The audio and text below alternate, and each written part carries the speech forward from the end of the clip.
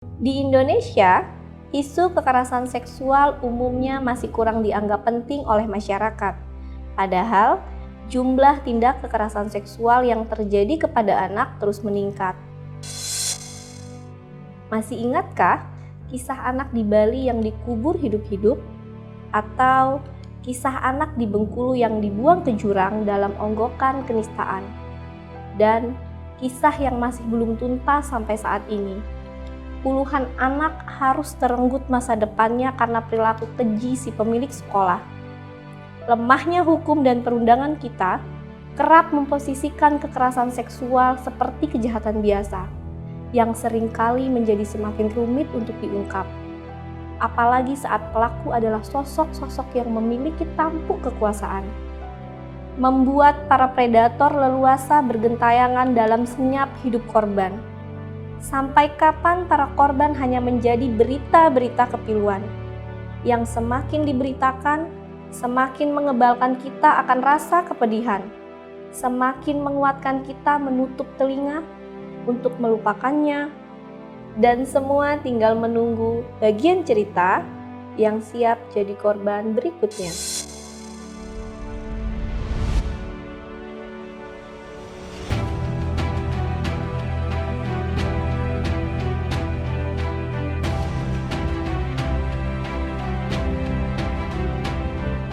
Anak terpaksa meregang nyawa. Ini adalah salah satu bentuk perampasan kemerdekaan hak hidup dan sering terjadi di Indonesia.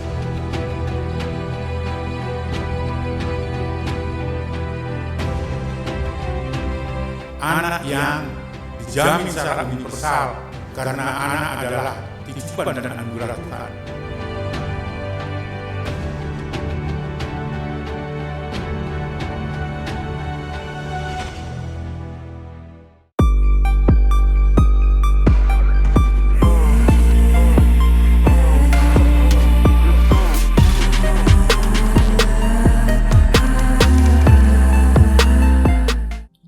Masih belum hilang diingatan, pada tanggal 2 September kemarin kita dihebohkan oleh sebuah perayaan layaknya pahlawan yang sesungguhnya. Sosok ini adalah seorang predator seksual. Tak seharusnya kita menyambut kriminal ini dengan cara seperti itu, mengingat korbannya masih mengalami trauma secara psikologis akibat tindakan yang telah dilakukan oleh pelaku. Kasus SJ terjadi 5 tahun yang lalu, pada bulan Februari 2016. SJ telah dilaporkan oleh seorang remaja berusia 17 tahun yang merupakan korban berinisial DS dengan tuduhan pencabulan atau kekerasan seksual dalam bentuk sodomi. DS pertama kali bertemu dengan SJ di salah satu stasiun televisi swasta.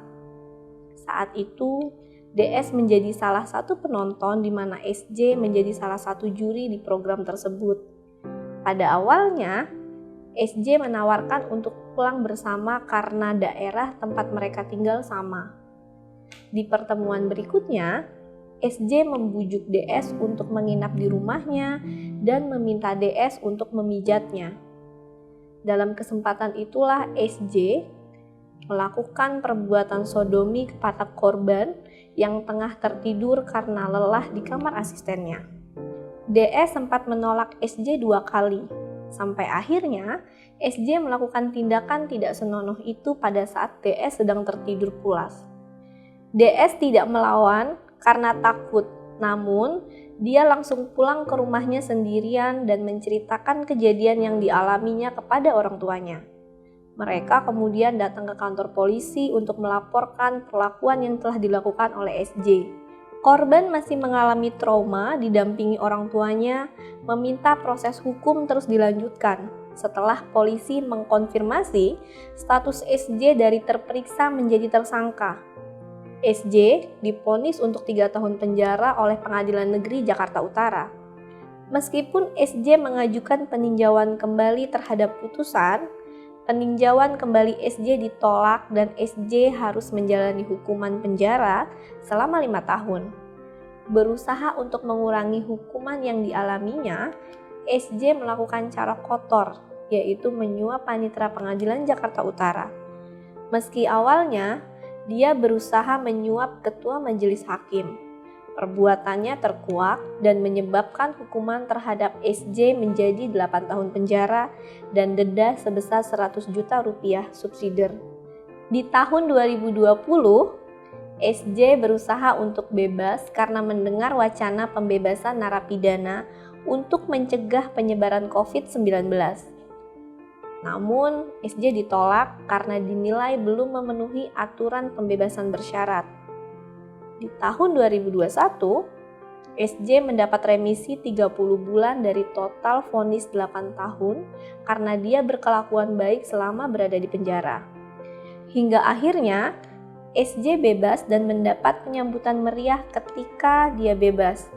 Tak hanya itu, SJ mendapat undangan untuk tampil di televisi dan YouTube.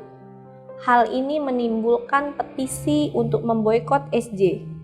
Kasus ini dapat dikurangi bila masyarakat lebih menyadari dan melakukan tindakan pencegahan terlebih dahulu, seperti menanggapi catcalling dengan tegas. Catcalling adalah salah satu bentuk pelecehan seksual dalam bentuk kekerasan verbal dan kekerasan psikis.